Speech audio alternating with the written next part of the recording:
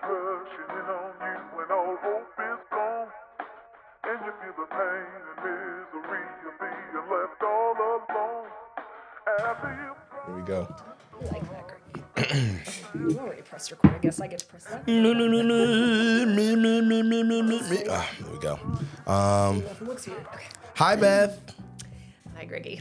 We're back. We're having a conversation. Well, we're not back, because this is our first one. This is our first actual official podcast. We've done a couple of Instagram lives, but this is the first. Yeah. And we've actually been practicing for weeks and weeks to get to this point, which actually will be really cool for us to talk about as we talk about this idea of goal setting. We wanted to have a conversation around goal setting, but before we get there, we should probably introduce ourselves. We should. I'm Greggy Amisial, Chief Activation Officer of Activating You, a company that's focused on helping people access and be the best version of them. We believe they do that by being really clear on their priorities, finding habits that align with those priorities, and building momentum towards the best version of who they want to be. Beth? I'm Beth Messich of Beth Messich Coaching and Consulting. So I am a leadership career and executive coach, and I also do consulting in the people talent development space for companies of all sizes. Right. And probably the first thing you do in a coaching conversation is ask, what's your goal? Right, yeah. Exactly. Why is that so important to be clear on your goals from the outset? Well, I mean, I think it's a little bit cliched, right? But like, you can't get where you're going if you don't know what the destination is. And one of the questions I ask as part of that initial coaching intake meeting is, at the end of our coaching engagement, how will we know that we've been successful? Yeah. And it is almost always a question that gives people pause, because I think sometimes when people start coaching, the goal is to start coaching. Yeah. And we can do that. We can start coaching in one session. So it's easy to meet that goal, but that really isn't the reason that we're going to spend time together. So really thinking about what success looks like is a more challenging question. Yeah, I think one of my favorite parts of like doing workshops is we had this exercise around showing people a mall map and saying, well, when you go to a mall, right, how do you get to the store that's your destination? And look at the map and tell me how you get there. And everybody would look around for a couple of minutes and try to figure out what it is. Well, you first have to know where you are to be able to set your destination. So it's really important to start to say, hey, where am I? Where am I trying to go? And that is being really clear on your goal setting. In the beginning of every year, I love to see it. I'm at the gym working with people in spin classes, and the rooms are always full, all right, the first 2 weeks of January. Everybody's in there, right? Yeah. Because in their minds, they've at least maybe set a goal, quote unquote, to get healthier or to lose weight or whatever those goals are. But if they're not set right, by that third week of January, that fourth week of that month, you don't see those same people anymore. And a lot of that has to do with the idea that they didn't really set really clear goals. They weren't clear on what the outcome they wanted to see was. And we figured this would be a great conversation, or at least a way for us to kind of enter this space and sharing some of the things that we thought about. So that's why we want to talk about goal setting. And now we're going to talk about like getting a clearer outcome or getting some goal clarity. So why don't you start leading us through a conversation about that? Yeah, so I think the example that you used is an apt one, right? Because it resonates for all of us. And I think a lot of people, when they decide to go to the gym, decide to start a podcast, anything, right? It's about whether you've gotten clear on the outcome that you actually want to achieve, not just the tactics to get there, right? So again, if those people in the spin class or in the gym in the first 3 weeks of January, if their goal was to get to a spin class, goal achieved. That's the outcome that they're looking for. Right. Often that's not the goal, right? Often the goal is actually something like, I want to improve my overall fitness. I want to lose X amount of pounds. I want to have a regular fitness regime.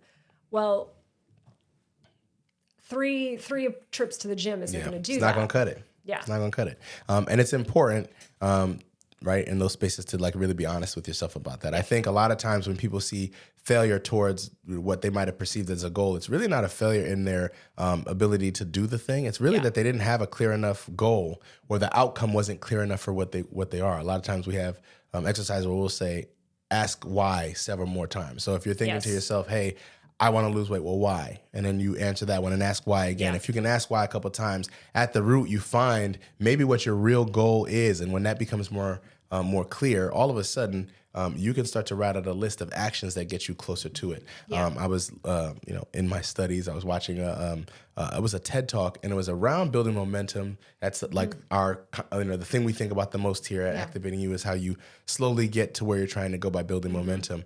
And this doctor, I'm going to forget his name, so I feel bad. I'll find a way to put it in like the comments or Put it in something. the notes. But what he was calling, I was saying, hey, a lot of people think that they have a procrastination problem. And he said that's not actually their problem at all. What their problem is that they don't write clear goals. Their goals don't say, I'm going to do what and when. It doesn't speak to what enthusiasm they need to have to complete the goal, how frequently they're going to go about doing it. And because they don't have that clarity and goal, it doesn't make the actions easy to follow up on. When you write goals that are so clear, right, that you can write a list of here's how I get there. When you're clear on that mall map of saying, I'm here to get there, I need to take this path. All of a sudden, the only thing that has to be done is to look at your list and go. But when the goal isn't clear, when it's not based in an outcome, all of a sudden, you're trying to figure out what has to be next. And in that figuring it out, we lose a lot of steam, a lot of momentum, and oftentimes makes it hard for us to reach the goal. Yeah, and I think really getting clear on what the outcome you're looking for is important because it does tie to momentum. So, for example, people who go to the gym January 2nd, and no shade for people. No, who you do. hating on all the people who go to the gym only 2 weeks. No, I do, because I get sad. This is what it's like. You start a relationship with somebody in the beginning of the year. Yeah. You're excited to see them. You see them twice. Oh, this is a thing. We're like dating now. Yeah. Third week, Yeah. maybe they didn't show up on time. It's a couple minutes late. The last week they're not there, and now you never see them again. Even with that, and this is like tongue in cheek, but when you fail, sometimes there's like a shame associated with it. I might not go back now because I did, now I'm like, oh, I said I was going to go and I didn't go. So it becomes harder. So that's why I use that example. Yeah, but I think it also is important to think about the motivation for that. Or, if the motivation is, well, I should go to the gym, and January reminds me that I should go to the gym because everyone in the world is talking about going to the gym in January. What's actually more important, I think, is to ask yourself, well, why do I need to go to the gym? Why is it important? Why do I think it's important to me? And I think what you can get to is maybe it's because you want to feel more confident. Maybe it's because you want to improve your overall wellness. Maybe it's because you need something that's more of a physical activity to clear your mind. Those are the things, when you can get to those things, that's what we call insight. Behavioral change happens when we have a moment of insight. How do I know that? There is a ton of information out there in the world about we should exercise at least 30 minutes 5 times a week. There's a ton of information around we should eat 3 well-balanced meals that are largely veggies and grains with a small portion of meat. We know that we shouldn't smoke. We shouldn't drink it too much. It's not a lack of information that's causing people to continue those behaviors. Right. The information is there. The information is there. It's the moment of insight when it's like, oh, actually, when I keep eating the way that I do, I don't actually feel great. Or I'm having a hard time walking up the stairs because of my knees, or whatever the case may be. The insight in the connection to the why is what's going to keep people going back to the gym on after January week 3. Yeah, I love it. When we talk about it at Activating You, we look at it like, all right, if I want to change a behavior, I have to be really clear, again, on the goal. Is this a priority? Is this something that matters to me? And then when I look at my habits, do my habits serve that priority? And if my habits don't serve that priority, then I have an option. I have a choice to change the habit, right? Yep. Or find a way to change the behavior and work in that way. And then the next thing is to put those habits in sustainable systems that allow you to just kind of keep repeating them over and over. And if you have an opportunity to do that, well, then your chance at success is so much easier, right? All of a sudden, the priority is clear, the goal is set, right? And all of a sudden you have habits that say that supports this, right? And that same way we were talking about using the gym as a conversation piece. If it's to lose 10 pounds, that's the goal. Well, then maybe I want to add a date to that, to lose 10 pounds by summer, right? Yep. All of a sudden, I can break down a list of things that would get me to do there. And I would look and say, if that's important, I might need to change some habits along the way. So that becomes a part of the conversation. Well, and I'm glad you bring up habits, because I think when we talk about sustainable behavior change, in the beginning, anytime we change a behavior, it is going to feel like, I need to think about doing this and when I do it and how I do it. And then I'll put a system in place. I'm going to put it on the calendar. I'm going to, whatever we do, I'm going to have an alarm on my phone. I'm going to have an accountability buddy. But the goal is objective, let's go with that one. The objective is for it to become habitual, because then it's the thing you don't even think about doing. Right. When it becomes like brushing your teeth, like I don't get up in the morning and think, teeth brushing, yay, nay, I don't know. I just do it. It's what I do. I have the same habit in the morning, same habits in the morning. I have the same routine. You know you're going to get more sustainable change when it actually becomes habitual. Yep. Yeah. Yep. That's what happens. I went through a period in my life when I actually like turned on the habits of going to the gym, but it wasn't about saying, hey, I'm going to the gym. What it became about was, what habits do I have that prepare me to get to the gym? It was about how I did laundry, how frequently I did that, because I had to have clothes to be prepared to go. How I ate so that I could have a good workout, and good feeling engendered more wanting to go to the gym. Even silly habits of like having the right gear. Like I wanted to have cool sneakers, or to look like I try to look like a superhero in the gym. You generally succeed. That's what it is. But it's those things that actually made the idea of going to the gym easy. And because those things became such habit in bad times and in good, you'll find me in the gym. It's a space where I'm so comfortable now. And it's almost like I need it. It's like I gotta feed that need, and that's become the habit. It's such a big part of my life. I always joke about it when at my wedding. Everyone, you know how people get up and do cheers. Yeah. Well, everyone was getting up, and every conversation started out with, Greg, we see you in here. You're looking good in that suit. You've been working out for 10 years for it. Ha, ha, ha. Or, some joke about how we go on vacation and Greg gets his gym clothes. And in that moment, I had recognized how everyone else was actually seeing this thing that had become a huge habit for me, right? Yeah. Being part able of your to look, identity. and being able to look at that now when I'm auditing my habits, I'm saying, all the things that made it that successful for me, the way I was able to see my body and mind transform in that space. If I break that down and find the success points there, I can apply that to anything else. And it's those things that have made any moments of success I've had in my life, like, that's where I found the formula. It's in finding the success and the habits that I had in one space and then transferring it to others. Yeah, and just to be clear, I know we're using a gym example, which we might call a personal example. This absolutely applies in our professional lives as well. So, think about if your goal is, I want to be home every night at the dinner table with my family. And by the way, that can be home from an office in an office building, or the office like 2 doors down in your, in your home office. But if that's the goal, then you need to start thinking about the things like, what are the sustainable changes that you can make? Some of those sustainable changes may be things like, I don't schedule meetings, if at all humanly possible, after 4 p.m. It can be, I block my calendar between 5 and 6, which would be my commute time again, whether that's from, a subway or car ride away or walking down the hallway. It could be, I make sure that I load all of my meetings in the morning, and at the end of the day, I just have reflection time to get ready for the next day. Whatever it is, it's the same principles, getting really clear on the outcome that you want and the sustainable behaviors that you can put in place to help get you there. I love that. So let's map this out a little bit. I like where you're going with this conversation. And now we've used the getting to your home or getting to the gym. But when I'm thinking about this, I can see how it almost sounds like this is an easy thing to do, right? Yeah, no, it's not. But it's everyone and at all levels, right? You work with leaders from Fortune 500 companies, and and you're sitting down and they're talking to you. How easy is it for them to make their goals clear?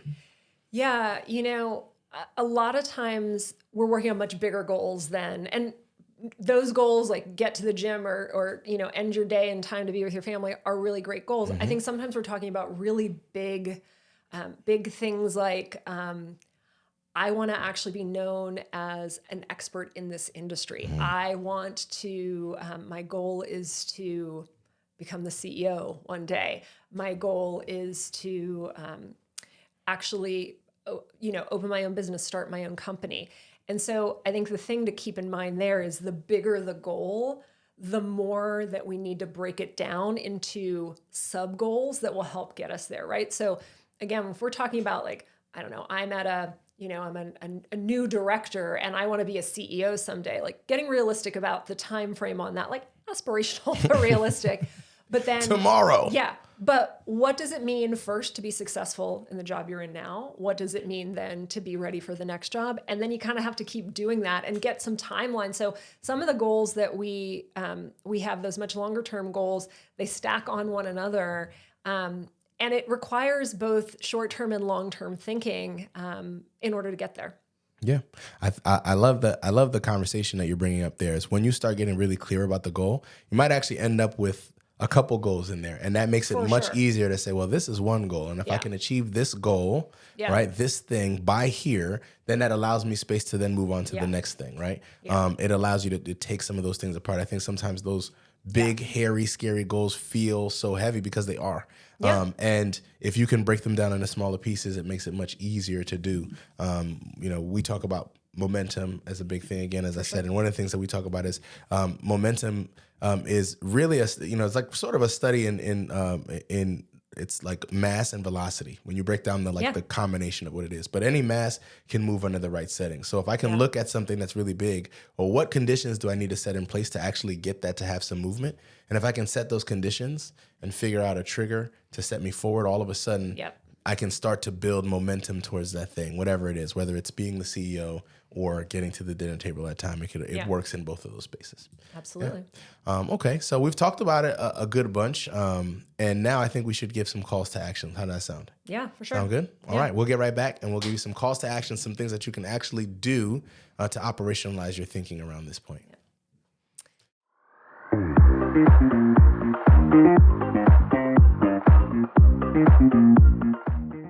Ooh, I think I know what we'll do. I'll make a sound. It'll be like calls to action or CTA or something like that. And we'll press a button. That'll be our call to action. It'll be a belt. No? Okay, we won't do all that. What we will do, though, is give you some calls to action. This is our segment that we're calling our CTAs. It's the way we want to end each one of these conversations. And the reason why is we think it's really important for you to be able to take some big, hairy thought process or ordeal and just say, hey, is there anything that I can actually grab from that to make something work today? And I think, we've done goal setting workshops. You do this in your coaching conversations. Any conversation I have with anyone to start out is, hey, what's your goal? It gives us a way to kind of have some conversations. So Beth, you're going to lead us with one call to action and I'm going to follow up. Yeah, I just think it's so foundational and fundamental is really get clear on the outcome that you want to achieve and the why. So again, whatever your goal is, pressure test it. Ask yourself. So how will I know I'm successful?